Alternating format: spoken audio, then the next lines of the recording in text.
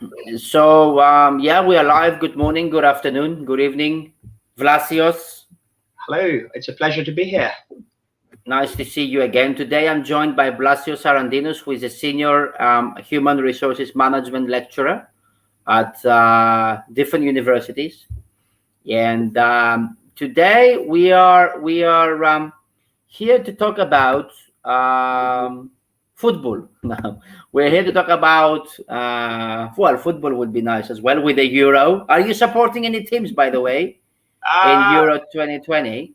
I'm enjoying the spectacle, but not particularly fan of any teams. I mean, England a little bit, owing Yeah, to my background, but yeah, just enjoying good football, and yeah, that's always being yeah. neutral helps.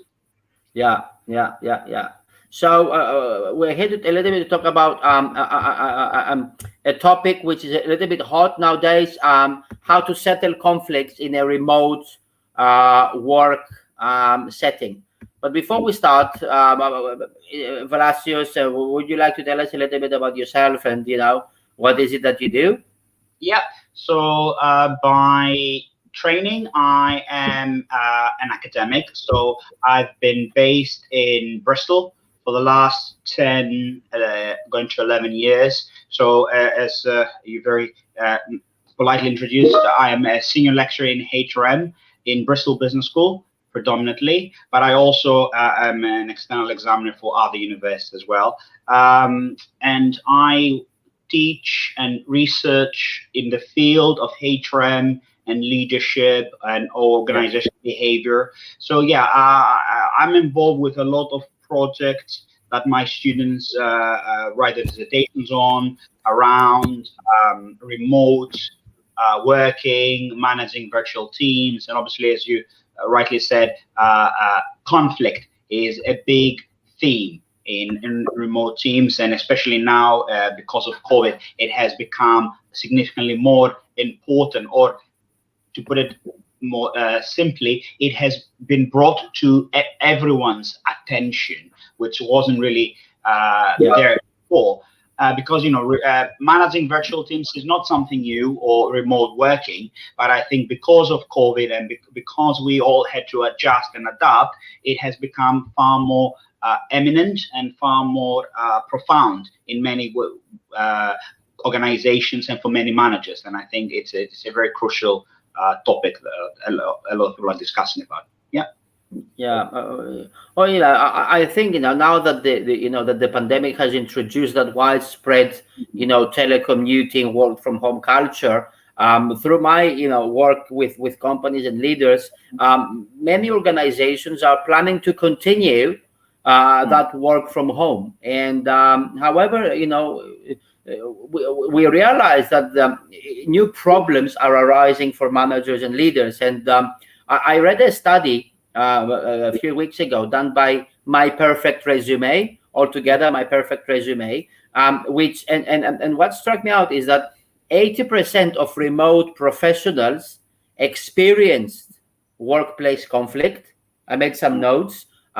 46% use a work messaging app for their arguments because they work from home, and Yeah. nearly two-thirds, nearly 2 in 3 workers, almost like 65-70%, have experienced conflict within their teammates. What are your thoughts? Well, I think using a very common sense perspective, I think it's as someone who had to work remotely for a prolonged period of time, who wasn't working before. So someone who is not used to they're unaccustomed to working Yeah. and collaborating with colleagues from a distance. I think there are a few things. Number one, I think it's first of all the difference between how you communicate with your colleagues. So in the past, when you're all under the same roof, all you had to do was either get up from your chair, walk to your colleague, and discuss about something, or you had to pick up the phone and just explain or say, "Can we have a meeting?"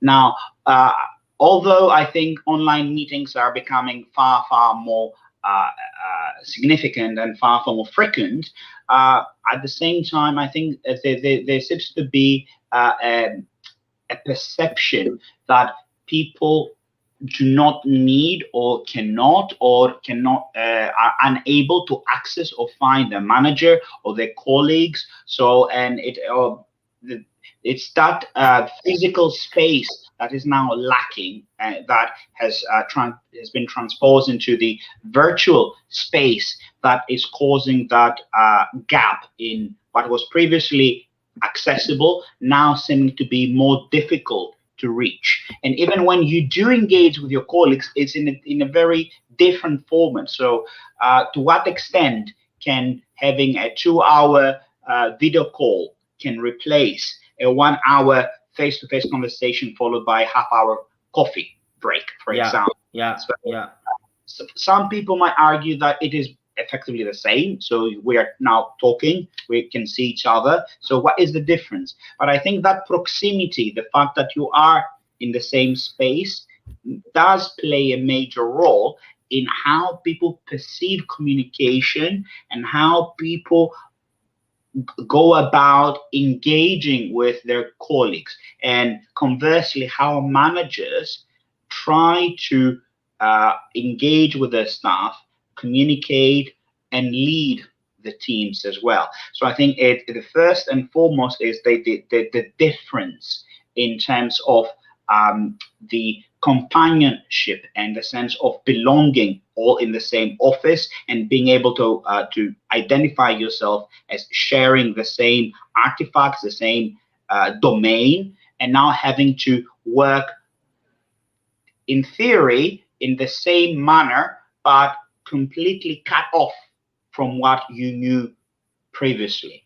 Now that might be exacerbated through lack of training. I'm not sure many people received enough training to enable them to fully acclimatize, because the reality of it is COVID happened so quickly, organizations had to crumble, and you can't really interrupt or disrupt your operations. You need to keep on working, and people need to be focused in projects or whatever it is that they're doing. So I think some people had to scramble in order to adjust, and that came with some hiccups. I think now that we have run a good year, I think we're March 2020, 15 months into the pandemic, and as you said, a lot of organizations are now looking to continue maintaining some form of remote working.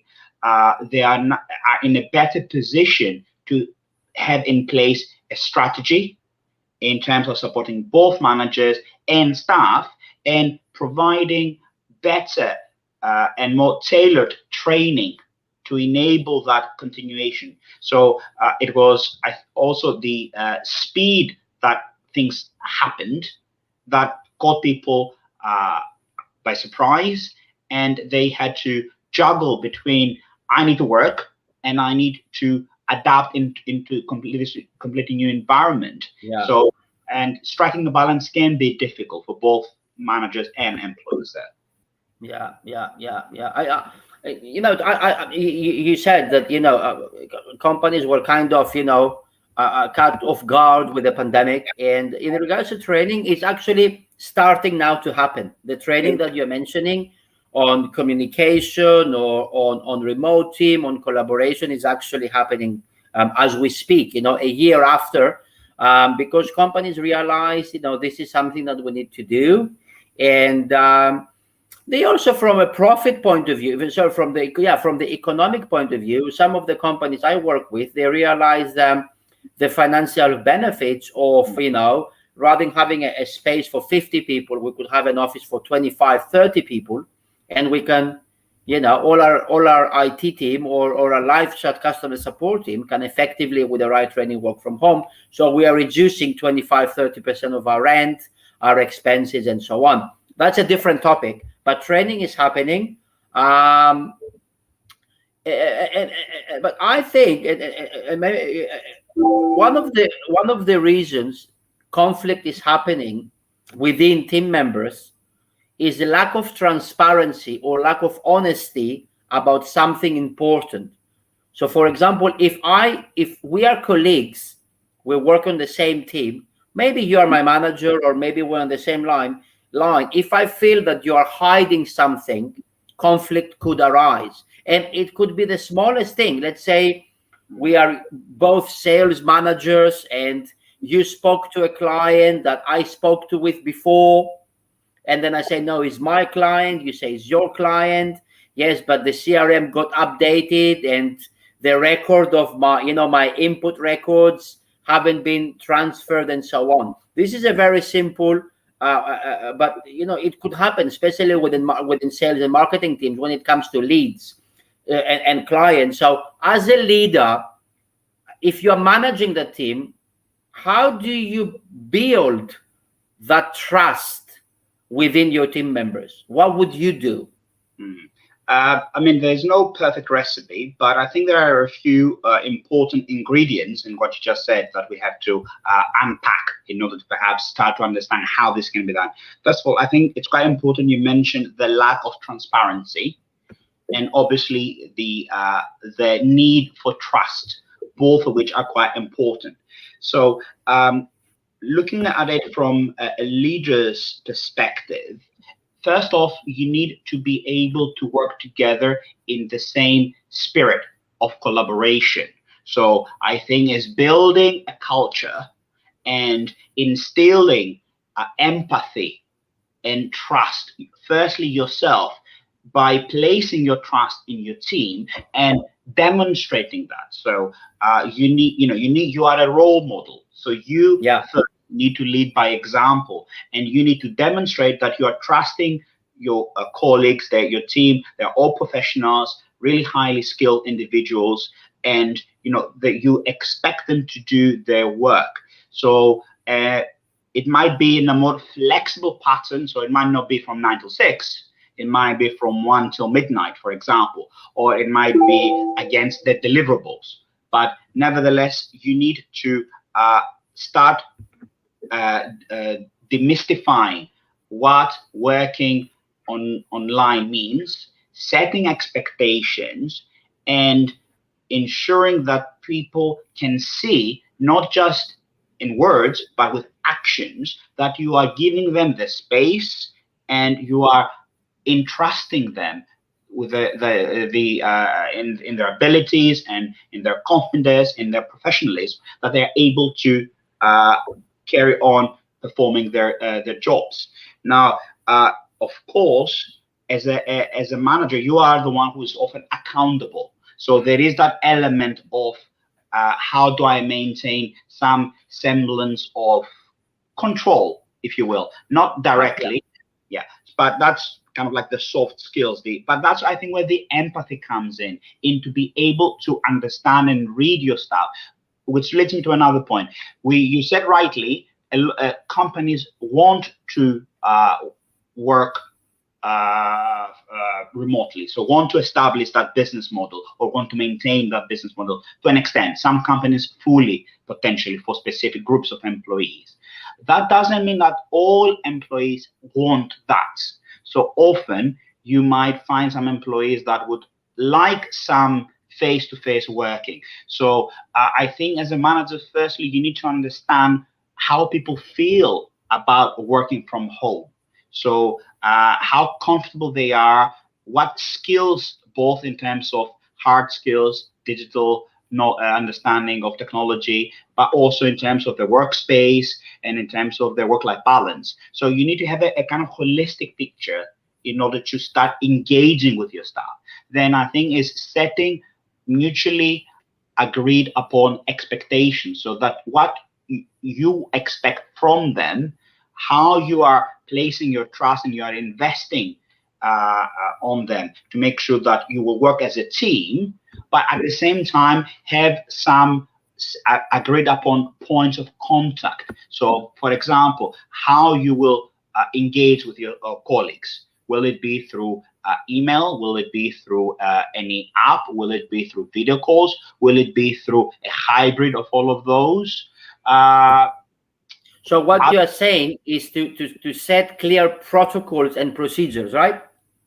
To an extent, set first of all expectations, Mm-hmm. which you're not dictating, you are agreeing with them, what you expect from them, what they want, and on the back of that, then set specific parameters in SOP and the like in order to regulate or govern that if you sell. But if you just say to people, here's the protocols, without setting how you expect them to engage with the particular parameters, then people might be reluctant or they might be unhappy with something, but you won't know. So if you have firstly a discussion by setting the expectations, the ground rules, and the code of conduct, and then build around that a set of mutually agreed protocols and procedures, then there's a more firm foundation to engage with the remote working. I know it's easier said than done because people are quite distinct, they're idiosyncratic, and they have their own lives as well. But you need to start from somewhere. And as a leader, I think it's vital that you make the first step and you invest on your people, but setting clear guidelines, clear expectations, and you get the buy-in. I think that's you get that's important to get the buy-in, as you said. You don't want to dictate. You want to have your team agree with you, right?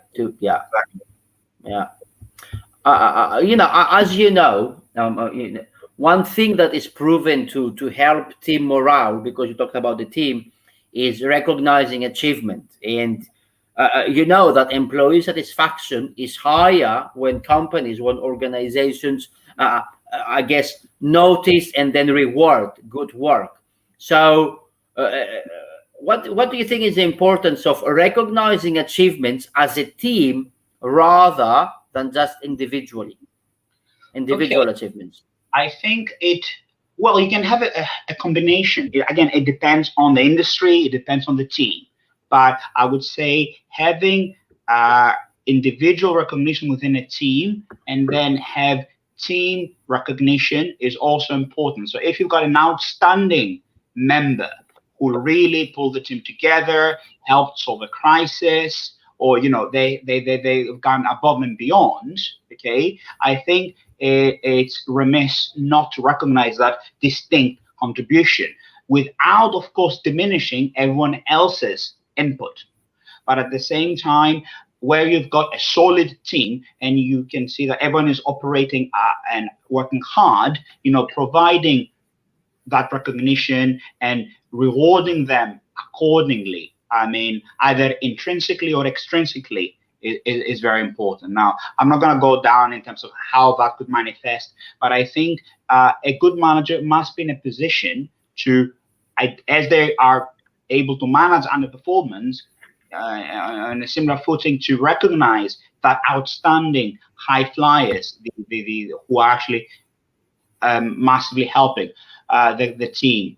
But I think more importantly, that could serve as a role model for the rest of the team, because if they kind of see that their efforts are rewarded, that they're taking the due credit, I think that incentivizes everyone to work harder and to engage with the project or the task at hand. So it's very important. And again, you need to have specific criteria.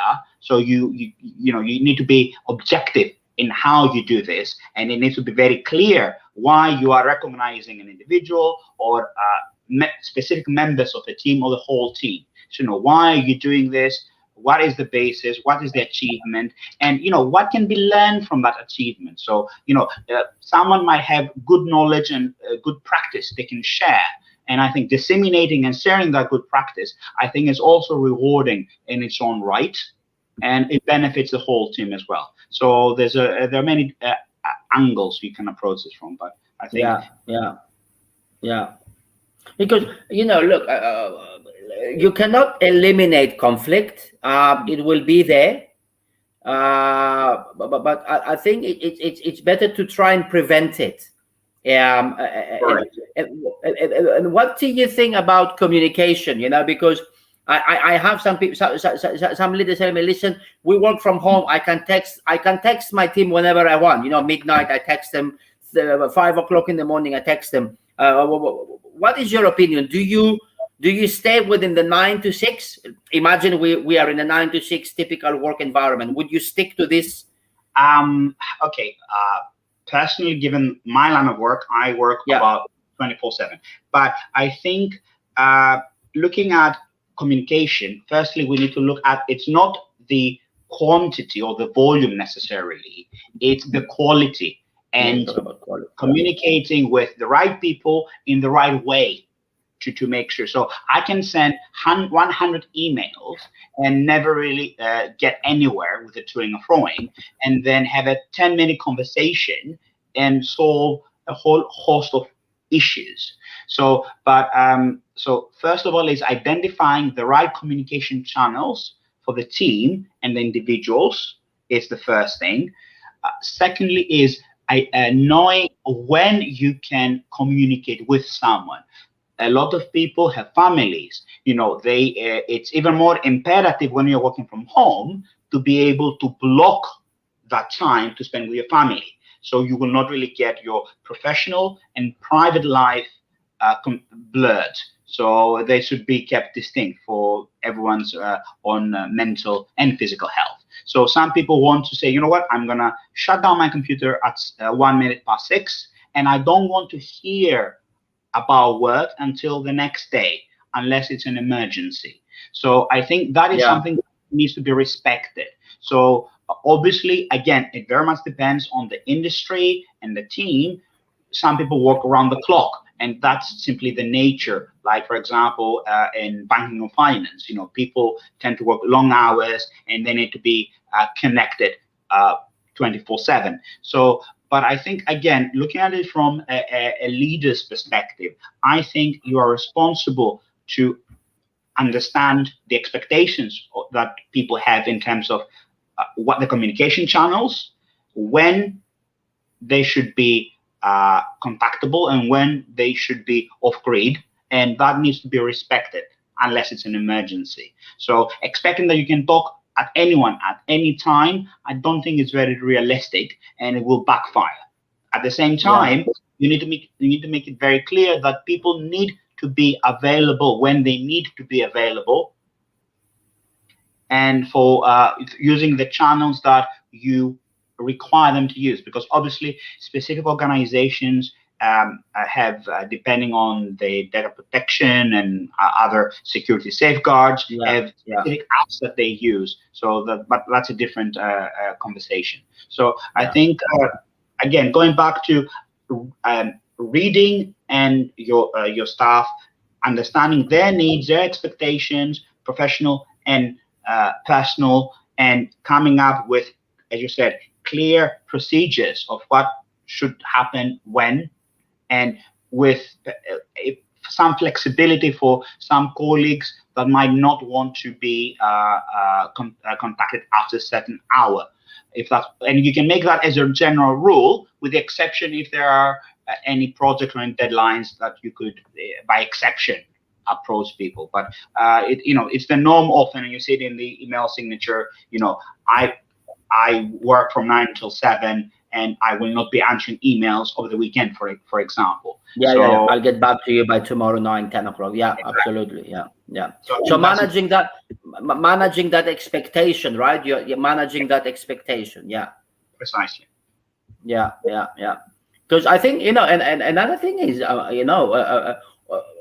some employees do not feel comfortable, or they feel embarrassed or ashamed for having an issue, and sometimes they don't express it to their manager, Yeah, but then they go down the pub, it's happening, gossips. I mean, I'm not talking about a small thing.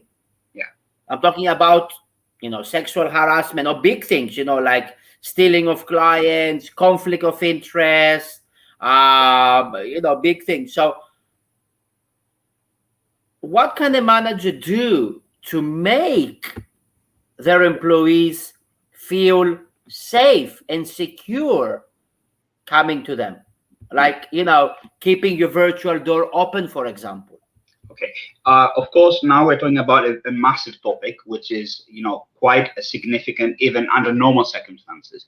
Now, especially when you are working remotely, it's even more complex.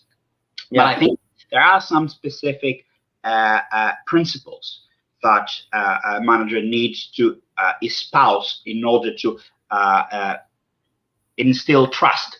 First of all, it's knowing that people can trust you and having that good working relationship and connection, so that you will be able, first of all, to pick up if there are any issues or if there are any concerns or if it's something happening, especially if you are the frontline manager and you are interfacing with your staff on a day-to-day Yeah. basis. Even when that's done online, I think you can potentially pick up some signs. Of course, that's not always possible because managers are often very busy, but I think making it clear that, first of all, they are empowered to approach you about any issue, big or small, that is concerning to them, about the welfare, about work, about anything, and you are the first point of contact, and that you're going to treat everything in strict confidence, of course, adhering to the organization's HR uh, regulation. Policies. Yeah. Exactly.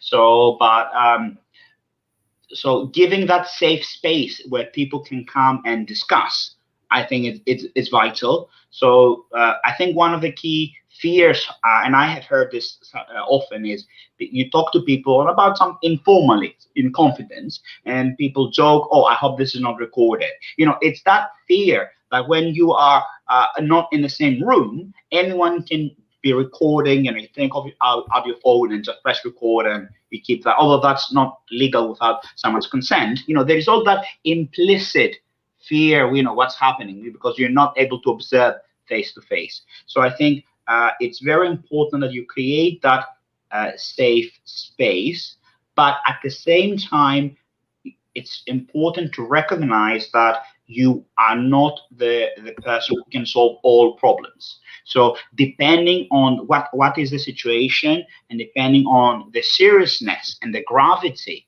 and then you raise some very important issues like bullying, sexual harassment. Yeah. Those are Yeah. quite severe issues, and in that case, you need to be aware of what are the routes that the employee can go down to. So is it something that can be addressed appropriately locally? So is it like a misunderstanding, and should you really be the arbiter between the two parties, or is it something far more significant that warrants investigation, and you need to kind of like formalize it through a grievance or something? So you need to be able to advise employees about the next steps. So Yeah. I think it's both uh, empowering people and building that trust so they can approach you, even if it is online. And secondly, be knowledgeable about what's next. So it's not something I can take on, because in the long term, it will be the same thing happening again and again. So this needs to be addressed at a higher level, or it might require some more specialist advice that you cannot give, for Yeah, example. So absolutely. It could be a very specific issue, such as whatever. Yes, yes, yeah. yes, absolutely. So it is important to recognize and know what you can and what you cannot do, and where to signpost people. But another thing is, when I say signpost, it's not just go and say, "Oh, speak with HR." Is you are part of the conversation and offering your objective input in supporting the employee or the employees through that process at the end of the day. So I think it's not just saying that you want to get rid of them, but actually you are sending them to the right direction, but you are also keeping an eye and you are informed about what's happening, and because you show an active interest about the problems, and that goes back to empathy and be able to show that. So I think those are important principles. And even in the remote working sphere, you can still keep on doing that. So informal conversation online at some point when someone is struggling. You can see that there's an issue on the horizon, and you can say, you know what, I'm gonna finish work. Talk to me. Say what it is. Convincing them Like that. bring it out, right? That's what you mean. Well, if they Yeah. want, to bring it out, or what they want to bring out as well. It Yeah. might often be that they are reluctant, or it might be too sensitive for them. That's why Yeah. when I say creating the safe space, it's working depending on what the matter is. You can also help to create that safe space in conjunction with perhaps other people if they need to be involved. So you can play that intermediary potentially too. Yeah. I guess one of the advices for the leader or for the manager is to take a step back and listen carefully and let the employee tell their story, and at Yeah. the same time, try to be, I guess, as objective as you can and set aside any biases you may have. And that's a big thing. I mean, we all have our biases. I don't think there's any human being that doesn't have biases, conscious and unconscious. And you're quite right. Kind of like taking that step back, without being indifferent. It's important that the employee understands that you are listening, you are attentive, but you are maintaining your impartiality, and you are looking at what's happening, the facts, any potential underlying root causes. So you have to gather. It's a fact-finding mission. You need to Yeah. get the full picture, or as full as it can possibly come out, in order to then inform your own action. So what are you gonna do next? But as you say, you need to uh, allow the space and the opportunity for the employee to come out and say what is it. But of course, if that again goes back to placing their trust on you, in that you are interested, and you will try to support them as well. So So I suppose, yeah. So I suppose, don't assume, yeah, listen, exactly. identify, gather the data, and don't assume you know what the problem is, because chances are maybe you don't. And Precisely. And something that it can seem very trivial or very simple to me, it can be a very major life-changing event for someone else. So I think, on the same token, something that's significant to me can be unimportant to someone else. So I think, taking things in on a factual basis, and as you said, do not assume or jump into conclusions, is vital. Because depending on people's background, upbringing, situation, personal circumstances, that can be, and saying or implying the wrong thing can create far more damage. So I think it's important to maintain your neutral stance, not indifference, but as you said here, gather the data, process it, okay, and then make some decisions based on it might be that you need to have follow-up conversation. It might be that at that point, the other person might be emotional, they might be stressed. It often can be that you need to adjourn and meet again, and then elicit the remaining information. So again, it's adopting a strategy to engage the employee in a frank, candid conversation that they feel safe to divulge what they want to talk about. And but at the same time, you need to hone not only your listening but also your questioning skills, asking them often, because you can't just stand there and expect them to talk. They can just go off on a tangent. So you need to be asking probing questions where you feel you need, potentially keeping confidential notes to remember, because in 1 hour they can give you so many different facts. So you need to keep a record of what has been discussed. So there are specific skills as well that can aid that conversation. It can aid the manager to manage the flow and the quality of the discussion, to help them understand what's happening and what they need to do next. So I guess active listening, truly listen, uh, uh, uh, maybe sometimes respond initially with the same wording. This will demonstrate maybe that you are actually is listening, and maybe it will help clear up any confusion about the points being discussed. Like, so 100%. like, you, for example, kind of repeating what the person said, right? So you are telling me that so and so did this, am I right, or something? I mean, And often we say, especially if when you're keeping notes, you're quite right there in terms of summarizing. So basically, let's take stock. So far, what has been discussed.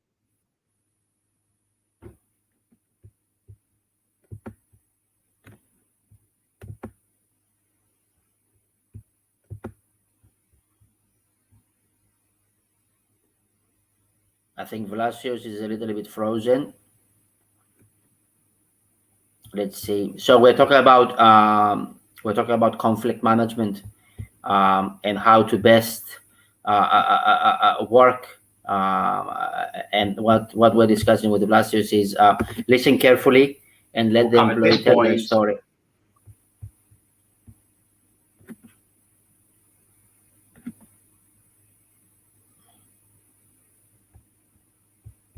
Um, the other thing that we're saying is that accurately identify the issues involved. Don't assume you know what the problem is. Chances are, as a leader, you don't. And another thing that you can do to prevent conflict management is to have clear written rules regarding employee discipline. Above all, having written procedures in place to follow that everyone is aware of will assist your company and your organization in reducing uncertainty regarding how conflict is resolved. And if I was to share with you a Vlasios, I put you back. You were a Okay, bit thank you. disconnected. I was just recapping. Yeah, yeah. What were you saying? We're talking about active listening and questioning and rewarding. Yeah. Exactly. So I think it's important, you were saying, to take steps and say, pause and check your understanding and check that you are both in agreement of what has been discussed and what the point is. So from what you, as you said, simple, what you've told me and what I understood from this is A, B, C. Do I have a fair account, and does it reflect what you're trying to tell me? Check that your understanding and their understanding is on the same page. I think that's quite important, so that will avoid any discrepancies or inconsistencies, and so crystallizing the outcome of the discussion, and especially depending how long the conversation is, taking every 5 minutes, few seconds to summarize and then move on, and then when you reach the end of the conversation, go through all the points that were covered and check that you've captured everything, nothing has been missed, and that there is a consensus about, this is what we talked about, this is the areas we covered, and this is what we agreed on or we concluded. Yeah. So Yeah. What about your suggestion to now? We're talking more about leaders, managers, and so on. But I guess there are people watching this video who will be watching it later who are employees. We are not managers. They're not supervisors. So what is your, maybe you can give one advice for the employee what to do if there is there is something they want to address. well, I think even managers, I think you're right. Managers have that supervisory role, but even managers are employees, so they might find themselves in that position where they will need to seek support from. Yeah, you are right. You are right. Yeah, Yeah, yeah, I but understand. Like, yeah. I think what's crucial to remember is, first off, you need to be aware of who you can approach and about what. So there might be situations where you simply feel you cannot trust your manager, and or and there might be that the problem is actually with the manager themselves. So you need to be able to know where to go to. So what's the next level up? What other channels are there for you to take your complaint or your problem?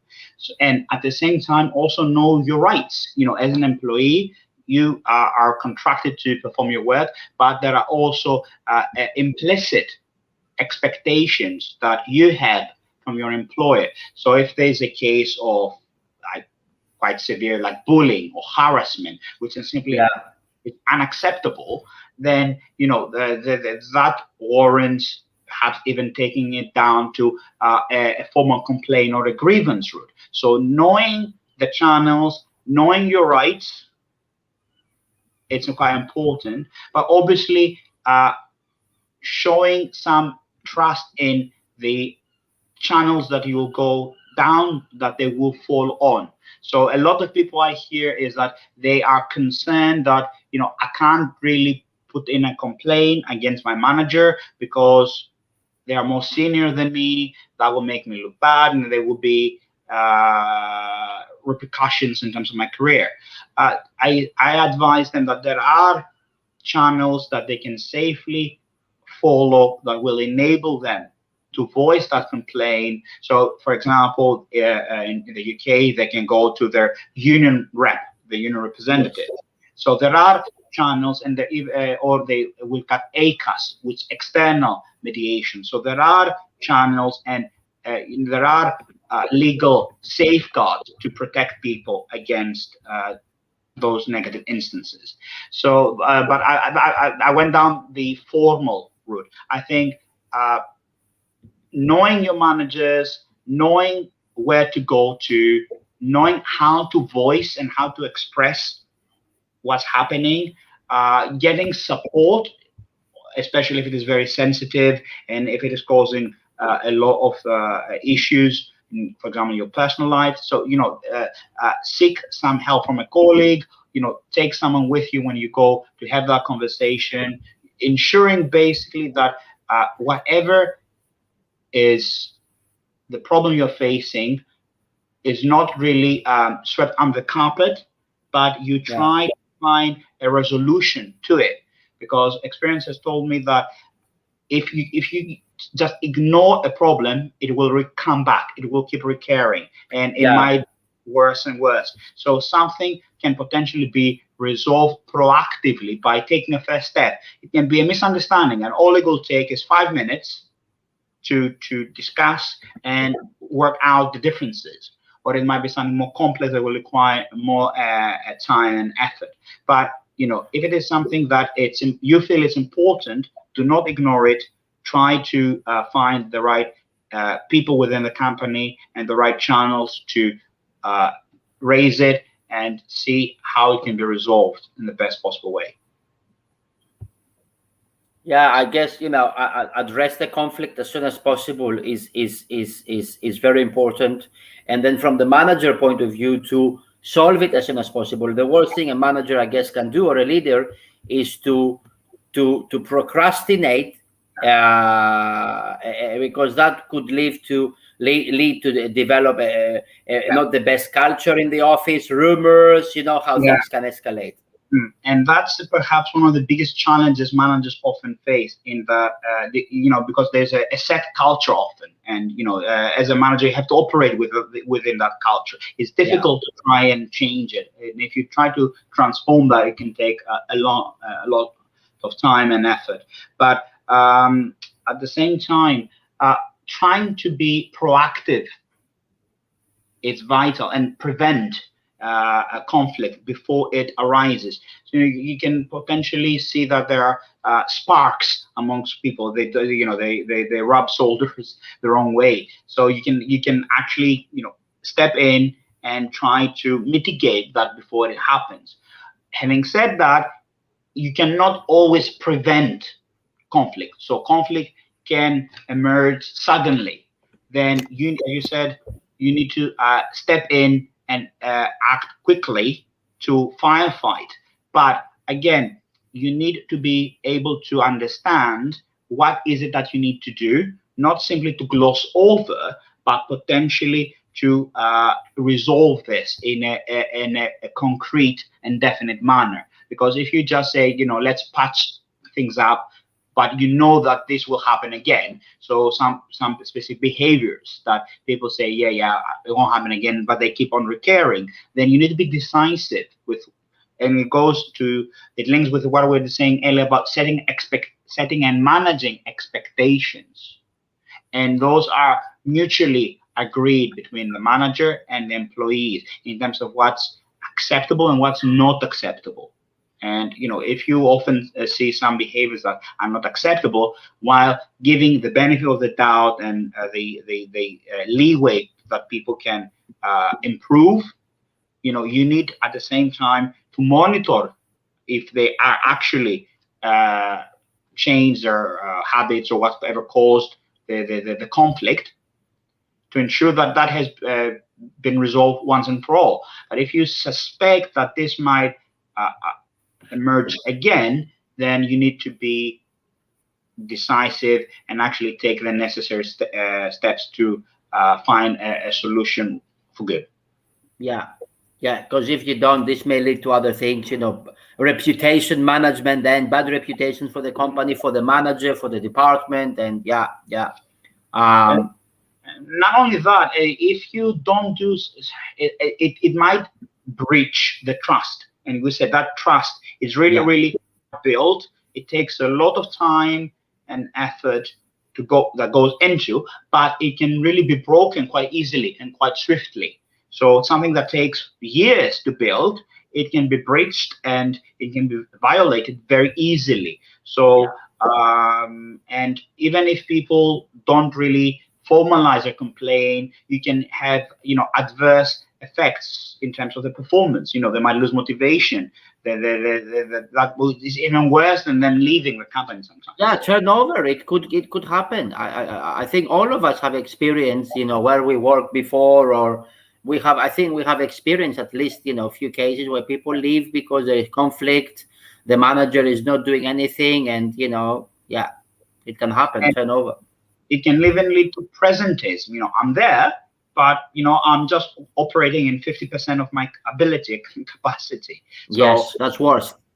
Yeah, exactly. So that might it's not just a loss of trust. It's the ramifications of that, and that can manifest in many different ways, and it can affect the whole workplace, because people talk, people observe, people register.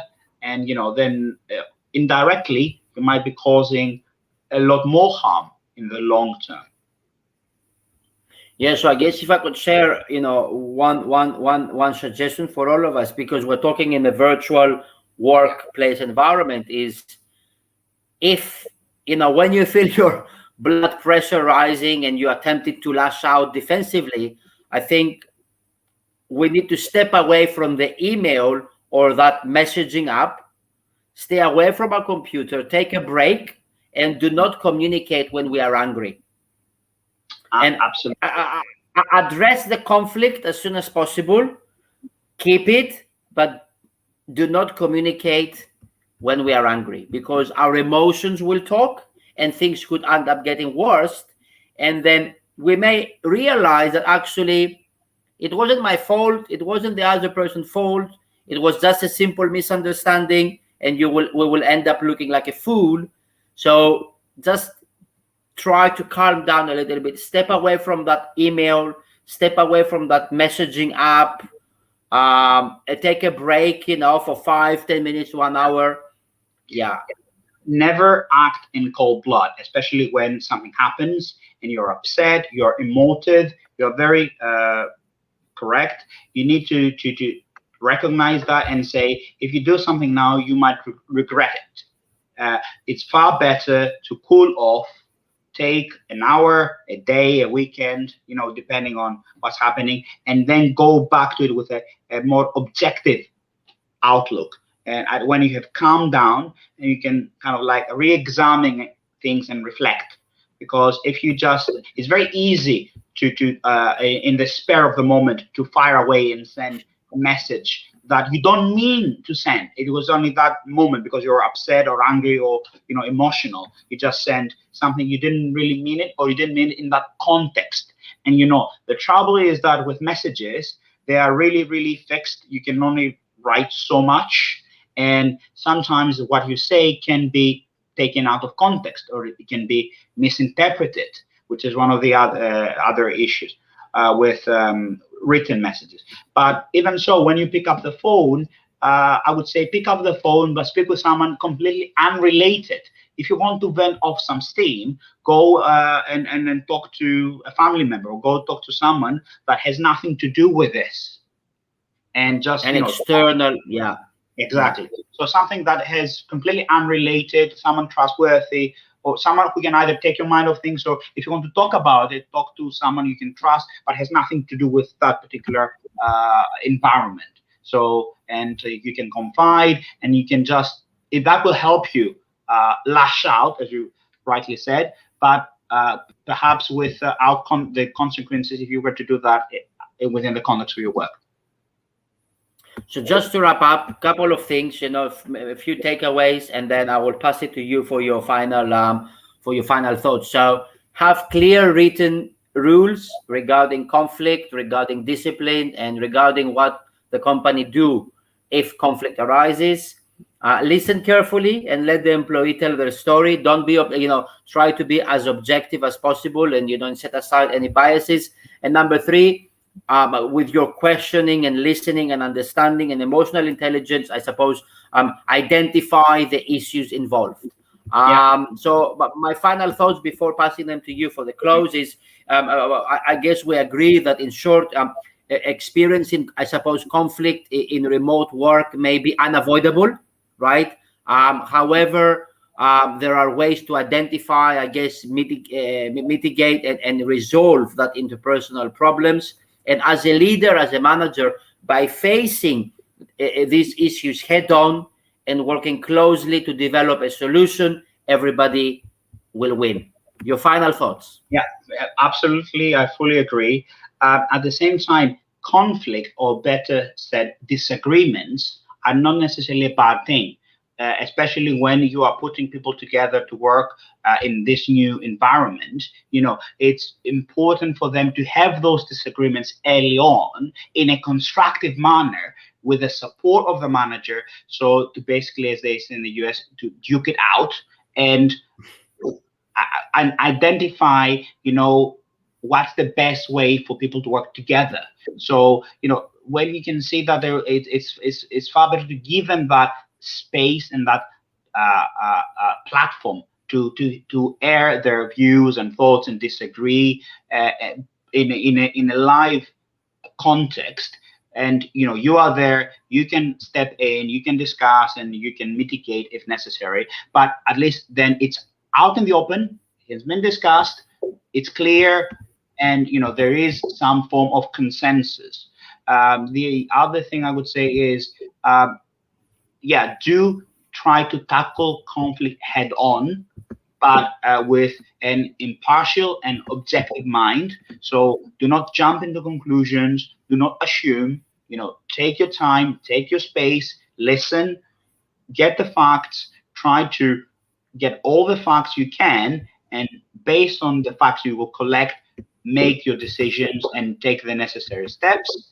And finally, I think, even if we live in this online environment, which is making all of us relearn things and reinvent the way we work, I think there are a lot of opportunities and for our work to be more effective in perhaps hybrid models, for instance, in the post-COVID world, and so on. So, and conflict can be a creative force in the workplace if managed by all parties correctly.